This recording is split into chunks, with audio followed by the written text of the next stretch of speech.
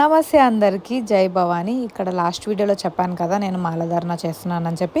మేమైతే అమీర్పేట దగ్గర ఉన్న కనకదుర్గ టెంపుల్కి అయితే వెళ్ళానమాట. ఇది మాకు చాలా సెంటిమెంటల్ మా ఇంట్లో వాళ్ళందరికీ కూడా. నేను మా అమ్మ భవాని మా తమ్ముడు భవాని అయితే వెళ్ళాము. ఇంకా మా తమ్ముడు భవాని మా అమ్మ భవాని అయితే దీక్ష తీసుకుంటున్నారు.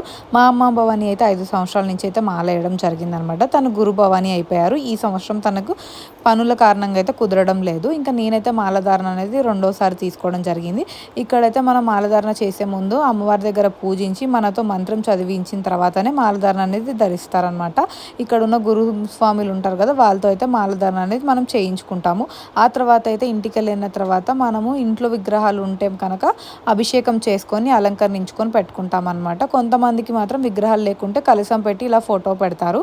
ఇక్కడ ఏంటంటే ప్రతి సంవత్సరం కూడా మా అమ్మ భవాని 5 సంవత్సరాల నుంచి చేస్తుండడం వలన విగ్రహం పెట్టి మాకు చేయడం అనేది అలవాటు అయిపోయింది.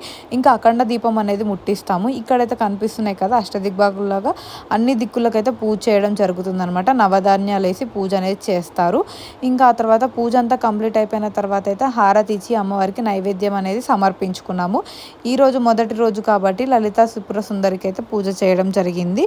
ఇంకా ఆ తర్వాత అయితే మేము ఇక్కడ మాతకైతే మేము దండ అనేది ప్రిపేర్ చేస్తున్నాము, నోట్ల దండ. ఇదైతే మేము ఫ్రెండ్స్తో కలిపి పెట్టుకున్న దుర్గామాత కోసం అనమాట. మా ఫ్రెండ్ భవాని అయితే తయారు చేయించడం జరిగింది. తనకి రావట్లేదని చెప్పి నాకు చెప్తే నేను తయారు చేశాను. ఇంకా తయారు చేసిన తర్వాత అయితే మేము మండపం దగ్గరికి వెళ్ళడం జరిగింది. ఫుల్ వర్షం పడింది ఫస్ట్ డే నవరాత్రులలో. ఇంకా అక్కడికి వెళ్ళిన తర్వాత పూజ అంతా కంప్లీట్ చేసుకొని అమ్మవారికి అయితే ధూపం అంతా వేసేసి దర్శనం చేసుకొని వచ్చేసాను.